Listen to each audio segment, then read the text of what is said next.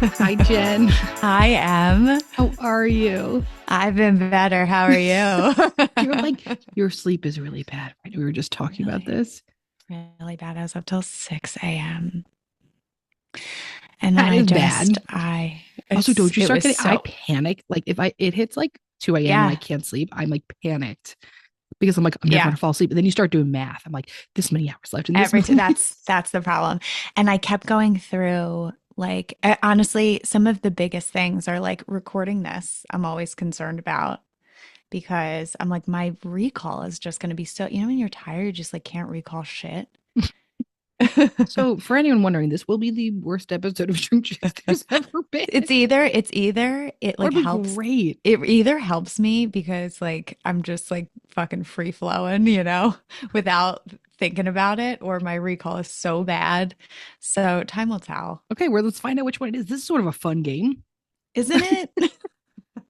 I took It a could go bath any at way. 6. I took a bath at 6 a.m. because Did I was you like, did you have I don't know what bubbles? to do. I put bubbles in there. Yep. Oh, nice. Candlelight? What I mean, what else you get? No candlelight. Yeah, I didn't know. I was like, I'm gonna light myself on fire by accident I'm so tired. but then I was like, I'm worried I'm gonna fall asleep in the bath, and then I start getting anxiety about drowning in the bath. Just it was. How often do you think drowning in a bath for adults happens when I you're was not thinking that. intoxicated? I was thinking that. My thought was I'd probably wake up if I started like sink into the Yeah, water. don't you? Although I have a fucking friend whose husband every time he drinks takes like a bath, like she finds him in the bathtub. Like sleeping. Like yeah, he like enjoys like he like makes a bath for himself, like takes a little That's tubby time actually nap. so nice. It is so like I don't Tubbies. know. Yeah, I don't know what the So yeah, I was like falling asleep and then I was like, I don't know if this is safe. And then you just start, when you're tired, your nervous system is just so activated, and it so just like keeps at what getting point worse. did you sleep from what time to what time? I slept from 6 a.m.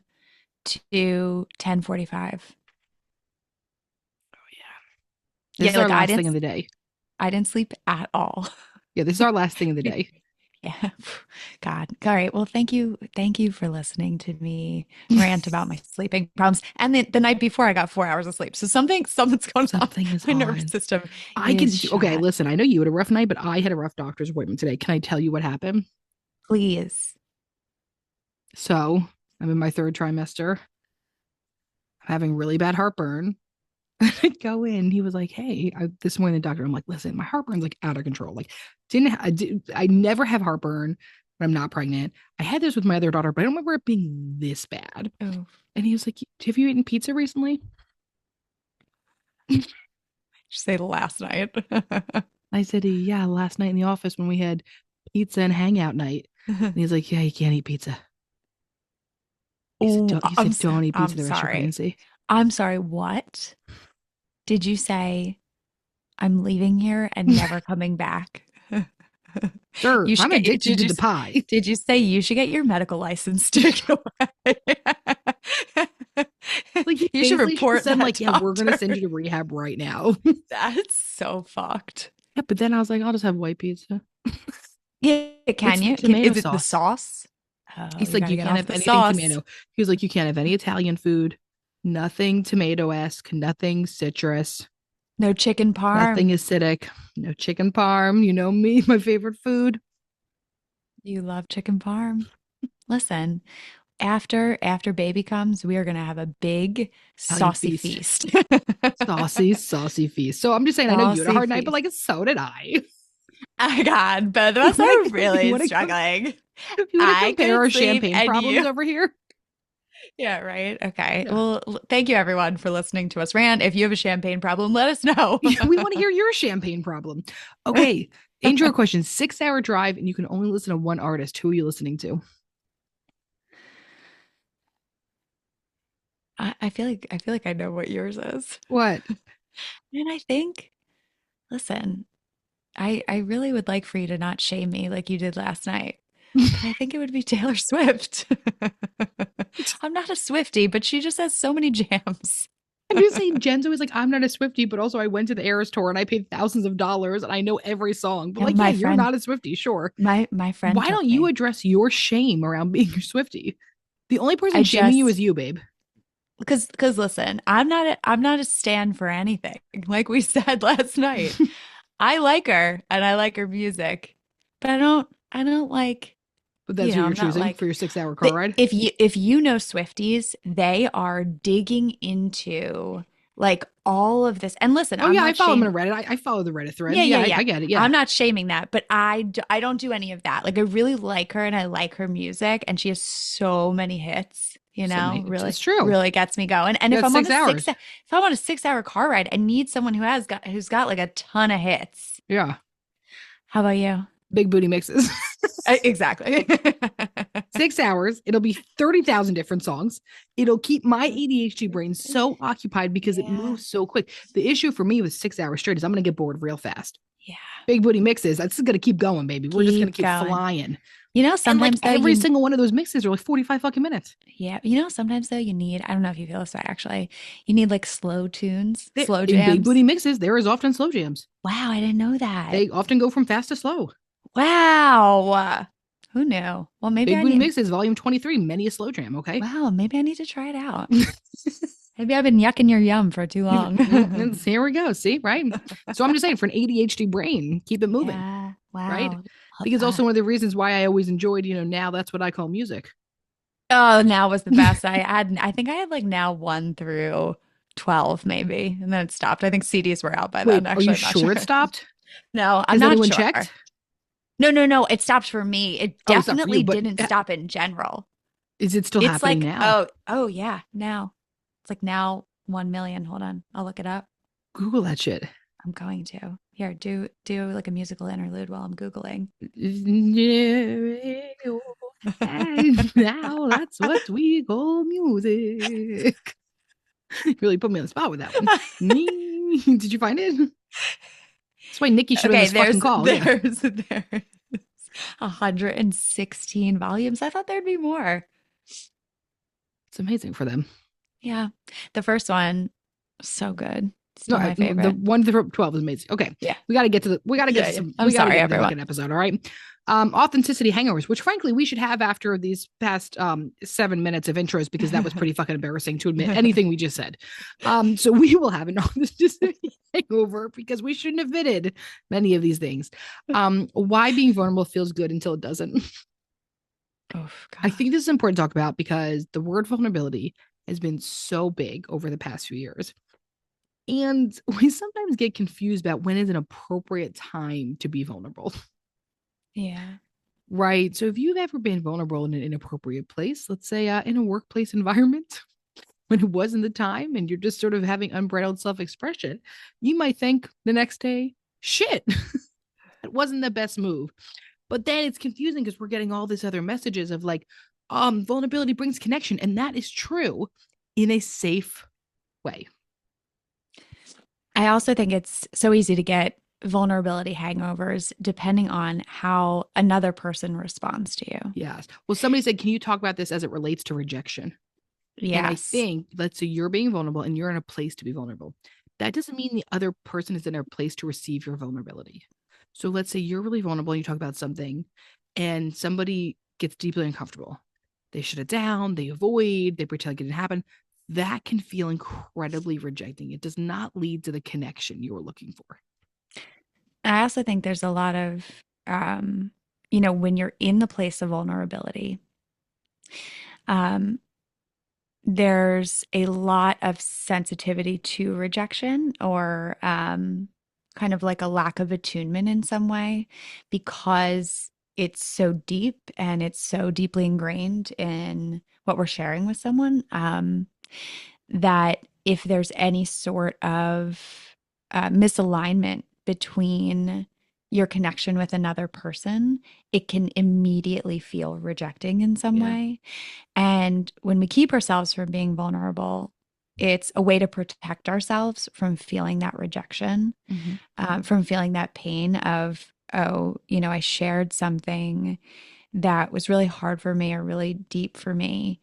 And, this person wasn't in the place to receive it. That must mean like I'm not worthy or I'm wrong in some way, which can also so often stem from our childhood. You know, when someone asks the question, what do they say? Where do you think the fear of being seen stems from?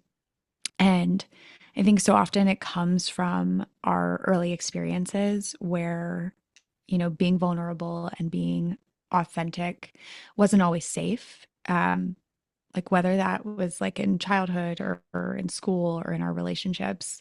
Um, we often learned that being vulnerable led to rejection or judgment, or sometimes we were like punished for it. And so we learn these very specific habits of self protection so that it doesn't lead to these negative consequences that we experienced in childhood. Because when you're a child, you are being your most authentic self. You know, you're reacting, you're responding, you're there, you don't have any restraints on who you are at that point. And because, you know, maybe we have parents who are overwhelmed or they weren't allowed to be their authentic selves growing up, their response to us could be very rejecting or feel judgmental or shut us down in some way. And so we grow up feeling like, oh, then those parts of me, those like very authentic, vulnerable parts of me must be bad because I was punished for it, because I was rejected for it. And so we grow up hiding those parts of ourselves in order to protect ourselves from the possibility of that happening again. So that's why it's so scary in adulthood to be vulnerable with other people, with the fear of like, I'm going to get some sort of backlash for this, or someone's going to reject me, and it will automatically mean that I'm not worthy in some way. And so I think a big part of this episode is making sure that we drive home that just because you had these like negative reactions to your authentic self when you were growing up doesn't mean that you are bad or you're unworthy, or that those vulnerable, authentic parts of you are not meant to be shared with others. It's just that others may have not been in the place to receive it, like we're Yeah. talking about. Someone said, I'm getting married in 2 months and I'm so worried about people looking at me. Help. Congratulations on getting married. First, I'll say that first and foremost. Oh, congratulations are probably what feels incredibly overwhelming, anxiety producing right now. Um, I think that's like very fair that this is like, I also felt I'm like a motherfucking showboat, and I was like nervous getting up there. yeah, I mean it's such a vulnerable, you're getting up in front of like so many people that Yeah. also you're not typically vulnerable in front of. Did you feel Like that what way? are the chances? When I was we wrote our own vows. I felt that way when I was sharing my vows. Yeah, we did the same thing. Mm-hmm. So that's otherwise I didn't. Otherwise I felt fine. It was really when I was sharing my vows because it was like very personal. You're sharing something Yeah. so personal to your soon to be spouse Yeah. I and will in say front of though, so many people. I was so anxious beforehand, and then I really did feel fine I was once gonna, you. I was when, like, you just look at your partner, and I like was able to like actually be present. yeah, like when I think I the mean, pre-anxiety is worse. it is. The thought of it is always worse. And when you're in it, you're really in the moment. Like I started to cry when I was sharing my vows because like it was just like a very vulnerable, overwhelming experience. But it's also at the same time like kind of nice. You know Yeah. what I mean? Like you just have like everyone is there to support you. And I think so often like when we picture ourselves in that experience, the thought is like everyone's going to judge me or everyone's going to, you know, there's a lot of fear of like there's going to be something negative, right? If we share these vulnerable parts of ourselves, there's going to be something negative. But in the moment, you feel so supported, right? Like, did you feel that way too? Yes. Great. Lovely experience. I have never felt more supported in my That's life. lovely experience. It was fine, but I really hated the wedding planning. I hated Same. the stuff going up to it. Actual day of, lovely, no problem. Yeah. Yeah, Um, yeah. And people are so nice to you on your wedding. I was just saying to you today. I was like, man, when you're pregnant, everyone's so nice to you. Right. Everyone, It's because I look like, so pregnant. Everyone looks so pregnant now. Everyone holds the door for me. Everyone's like, how are you feeling? oh, it's so How far nice. along are you?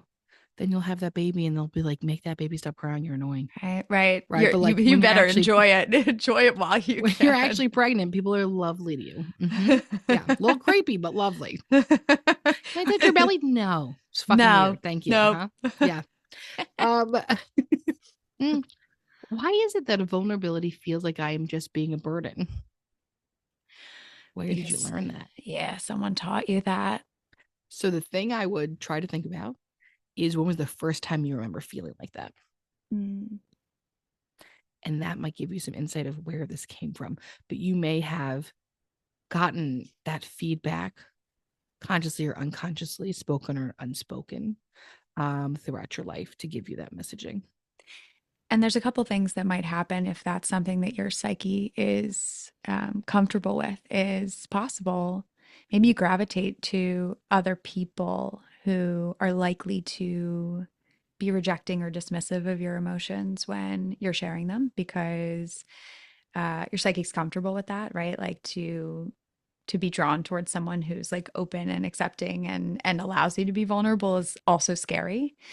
Um, Another thing that might be happening is like the anticipation that you might be rejected, right? Or like the anticipation that if I share this, it's going to be a burden on someone else. And so I'm not going to share it at all. Um, and you're almost reinforcing that thought for yourself of, I'm not going to share this because it automatically means that I'm a burden to this other person. Yeah. And when you take the risk of, okay, I'm going to share this with someone that feels really safe. Like you can feel out who feels to share your vulnerable self with. And then you start to create these corrective experiences for yourself where it goes from a place of, okay, I've always felt like a burden if I'm vulnerable in my relationships to I'm creating these corrective experiences where I am vulnerable and I have people in my life who are able to be there for me. Um, that's the thing that really kind of creates new neural networks that allow you to say, okay, maybe I'm not a burden. Like maybe I can be vulnerable in the safe, in, safe spaces and safe relationships. Yeah. How can I Ooh, practice being vulnerable in therapy? go ahead for Ooh, that. I love this. Me too. Something I've said before that my therapist always says to me is, you love talking and you hate vulnerability. And so these are two different things. Someone would be like, "What do you mean? I talked the entire time in therapy." I'm like, "Yeah, but you're being vulnerable, right?" So being vulnerable is like letting yourself feel, letting yourself hear the feedback and questions that your therapist is asking, digging a little bit deeper into the discomfort. If you find yourself avoiding a certain topic in therapy, it's probably a really good one to bring up. Yeah. You can also say, I, if you like talk about the process of therapy to your therapist by saying, hey, I realize like I'm having trouble being vulnerable about this, and this topic, right? Like your therapist, just for your therapist to know that, they can help guide you a little bit and start small. And if you're just very honest about like, I want to stay away from this right now. Like I'm not ready to go into this because it's scary to be like talk about the process of vulnerability and sharing vulnerable things in therapy.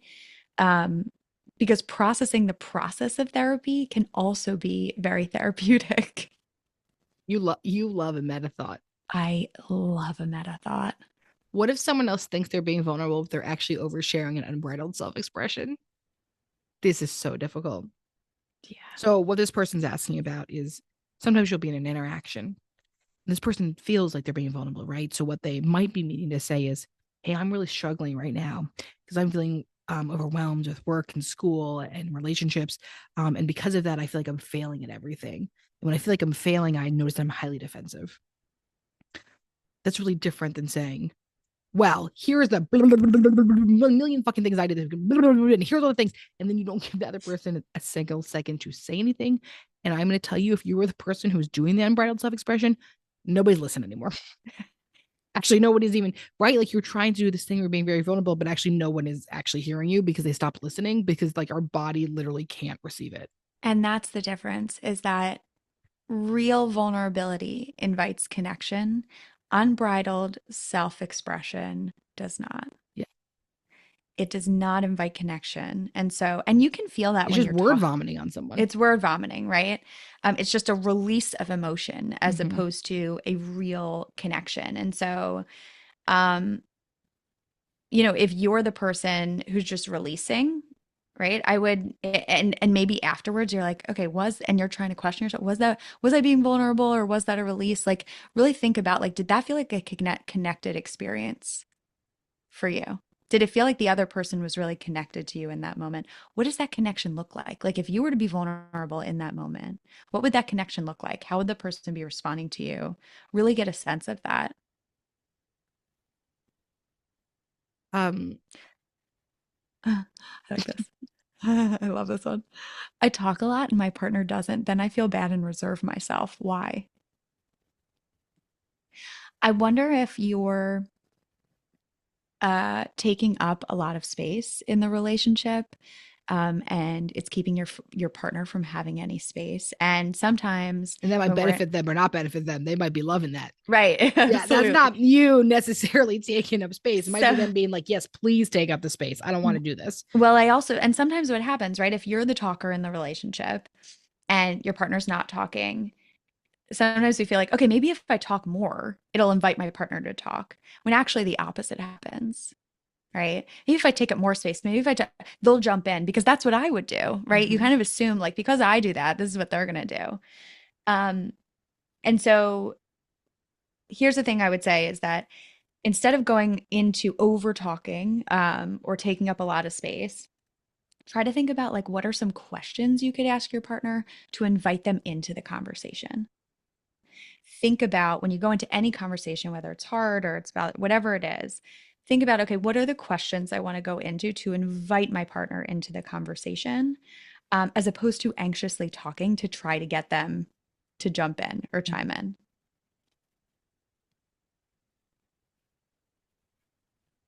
I noticed through therapy that my vulnerability isn't actual vulnerability, as I am just telling a story as opposed to my raw emotions attached to that story. How to practice real vulnerability. So I think that's amazing. So you already realize the situation here, right? Like, so you're telling a story. So I would say one, slow it down. Try to focus on the feelings when you talk about that as opposed to the thoughts. Thoughts are not feelings, they are not the same thing. And feelings are not facts.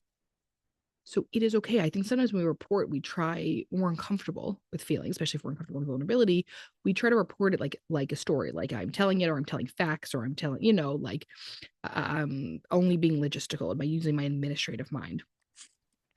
But the point of therapy is not to be totally logical. It's not to be logical. Yeah. Your therapist might say to you, wow, is that really true? Is that feeling a fact, right? Like, is this, they might question some of it, but it doesn't mean that telling your story needs to be without feelings. Yeah. So practicing real vulnerability is saying, okay, here's the thought. I can say one sentence of the thoughts. And how did I feel around it? And if you need a feelings wheel, get a feelings wheel out. If you're not used to figuring All of out, our offices have feelings wheels. they're the best. And you used to have one, a sticker on your computer. It was I beautiful. You still, still have it. yes, but I'm on my computer right now, so I can't show it to you. Right, that would make sense. It'd be difficult. Need a mirror. Actually, that still It wouldn't is work. it is on the back of the computer, so I cannot show you right now. I did get it off of Etsy. It's very large. It's lovely. It's I was gonna say it's a beautiful. hologram, but isn't a hologram like when you project an image, like I know what, yeah, I know what you're trying to like say. Tupac comes back from the grave and does a concert? Like, isn't that a hologram? I think it's like it can be like 3D. Well, this Yeah, is it's like a like, 3D. silver It's and a like rainbowy. What's that called? iridescent. No, I have no idea. I don't know. But okay, here's what I would say about if you're someone who once again was shamed from an early age about your emotions and you learned that it wasn't okay to share them, you might be someone who is less likely to share your feelings in therapy and you're just sharing your thoughts, Mm-hmm, right? mm-hmm. Because once again, you have been conditioned to not share your feelings. And sometimes when you're conditioned to not share or understand your feelings, you have no idea what you're feeling. That's Mm-hmm. why a feelings wheel is so important to help to locate and figure out what is the actual feeling. And Yeah. when you can name it, you can tame it. It's really when something rhymes, It it really is so hits. much easier to It digest. really hits. It just, there is something really nice about a It rhyme. really is. If only we could talk in Mm-hmm. poems constantly. Where to begin when you've had terrible experiences in the past, when vulnerability has hurt you instead of helped you? many of us have experienced times where vulnerability was used as a way to shame us or to abuse us. And it's very important to understand that not every person is safe to be vulnerable around. If you share something with someone, let's say you tell someone personal health information, right? I got an STI. And someone that you thought was a safe person goes and shares that and uses it to shame or gossip. That's going to be a really difficult experience to feel safe sharing personal information with someone moving on from, right? Yeah. And I wish I could say that's not going to happen. And I also wish that I could say, oh, you would know. You know who's safe and who isn't. That's not always true. Yeah. There's sometimes people we really trust. I can't tell you how many clients I've had that would talk about like hearing their mom or parent overhearing their mom like tell something to someone else.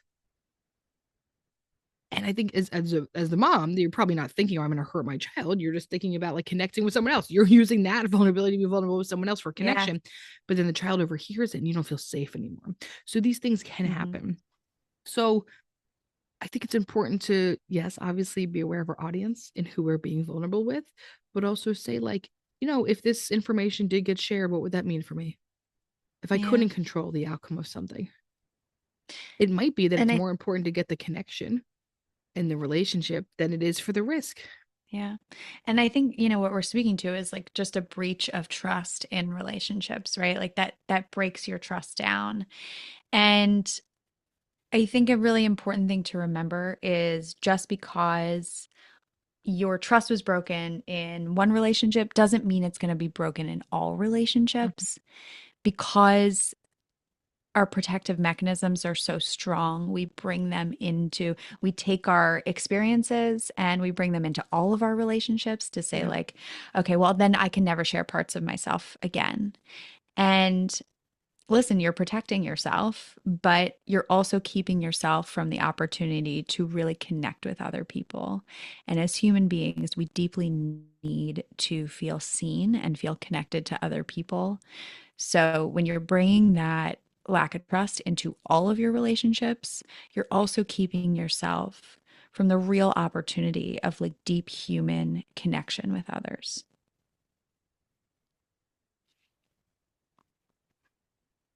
Ready? I'm ready. Um, hold on, what did I miss? Which ones did I miss? No, Oh, dear Emma oh yeah. Jen. No, no, we have more. Oh, well.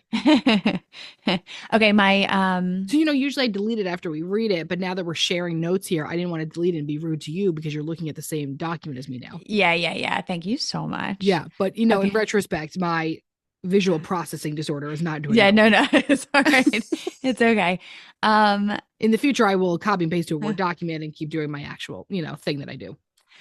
Someone wrote, my body and brain unconsciously mask when I'm around others. How to stop this and be me? So, masking, right, is a way to keep ourselves from being our fully authentic selves with other people. Um, it's a protective mechanism that is developed over time. And once again, especially in environments where like being yourself really doesn't feel safe. So the first question I would ask yourself is like, when specifically are you masking? Are there specific times that the masking comes up more than others? Um, and why are you masking? Something we noticed this actually in our practice is that like when clinicians come from other places where maybe they didn't feel like they could be fully themselves, In really um, professional environments.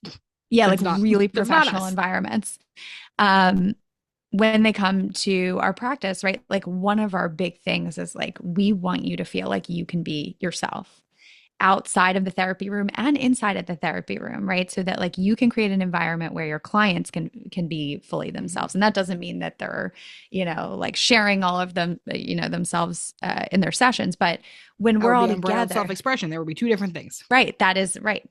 And so we notice this a lot is like when you come from other really professional environments where like it wasn't safe to be fully yourself or your authentic self, that it's easy for clinicians to mask a ton when they're coming into the therapy group because that was their model, right? Like I needed to mask, I needed to put a face on. So that's what I would say is like like what are the environments that are pulling up that masking for you?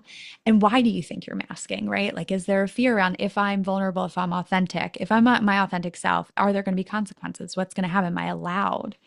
Um, like what are the situations that trigger it? Mhm. And then there might be some unlearning that you have to do, right? If there are safer environments where you can be your authentic self, um, there might be micro moments where you can say, okay, I'm going to like let this out a little bit and see how it goes, right? So like slowly building yourself up to take the mask off, Mhm. um, I think is just a really important practice because you're learning to trust that you can be your authentic self in new environments. Yeah. Okay, now I'm heading down to Dear Let's do Imogen. it. Yeah, we Okay, did now it. Yep. I got confused It's for time. sorry. You're doing better than me, and you slept for 1 minute, and I just can't eat pizza. Now I'm falling apart. Okay, Dear Em and Jen, what is your best advice for unlearning taking on others' emotions? I have a really hard time when it comes to upsetting others, and naturally, this has caused me to push down my own emotions in the hopes of shielding others from discomfort. I'm quickly realizing that this is not serving me, but the pattern is pervasive, and I don't know how to interrupt it. Any tips or tricks for making this change? The first thing I want to say, this person said, and naturally, this has caused me to push down my own emotions in hopes of shielding others from discomfort. Mm. You are actually shielding yourself from the discomfort of upsetting others. You don't even know So, if the other people are going to have discomfort. You have no idea. right. You're making an assumption, but So, you're sure so uncomfortable. you're uncomfortable, right? And listen, just at a basic level, if you have empathy, it is hard to have difficult conversations. It's hard to experience other people upset. How real connection comes from honesty and truth in your relationships. And part of that is being able to sit with the discomfort of hard conversations, sit with the discomfort of if someone's upset and working through it. Being able to sit there with their emotions, sit there with your own emotions. Um, when you keep yourself from sharing your authentic thoughts and feelings, you're keeping yourself from really entering into the relationship. And so, how deep and connected are your relationships with other people if you really can't share your thoughts and feelings? Mhm. So, I know it's hard and I know it's difficult. Yeah. Just going to validate that. But um, for you to also be able to say, it's it's not my responsibility to take on all of this emotion for this other Yeah. person. Well, it's not your responsibility, but also really like you said, like it's an assumption, right? Like Yeah. you don't actually know how the other people might prefer. I would, for me in my life, I would rather I know honestly how someone feels and then worried about upsetting me. Yeah. In my close relationships, right? If you're, a random fucking person in a while, I actually don't give a fuck, right? Like you're like a random fucking stranger, like that's fine, keep it to yourself. But for close relationships in my life, I want to hear how you see how you feel. And so this idea of shielding others from discomfort, it's a story you're telling yourself that isn't accurate. And it's not fair to make other people's decisions for them. And what does it do to your relationship to hold back? Yeah. And then you're making up some story that they didn't Right. even get consent on. Right. If you don't have a conversation, somebody has no idea. Right. And so it's your responsibility if there's something that you're upset with to bring it to your friend, your partner, whoever it is, and be able to sit with the discomfort Yeah. of an uncomfortable conversation. That is how you grow and that is how you stay really deeply connected in your relationships. So their initial question is, what is your best advice for unlearning taking others' emotions? It sounds like what we're saying is learning to sit in the discomfort of honesty. The best advice is you're going to have to live through this and build slowly distress tolerance around this topic. And you will live through it and you'll get through it and you will Yeah. have more connected relationships. Thank you so much for tuning in to today's episode of Shrink Chicks. We'll see you back here next week for another session. In the meantime, if you want a question answered or a topic discussed, follow us on Instagram at ShrinkChicks. And if you're looking to get connected with a therapist like us to start or continue your therapeutic journey, visit thetherapygroup.com. Just fill out a contact form on our website, and we will personally match you with one of our amazing therapists. And for all of our therapists and group practice owners out there, we also offer group practice consulting. And if you're looking to support yourself further and support our show, check out our amazing merch options at shrinkchicks.com/merch and our Know Yourself, Grow Yourself journal on Amazon. Also, if you'd be so kind, we'd love a rating, review, and for you to share with a friend or an enemy or a mother-in-law, honestly, whoever needs it, so that we can keep reaching more people on our mission to bring mental health topics to your ears every week. Thanks for being here with us. And don't forget, to grow yourself, you got to know yourself.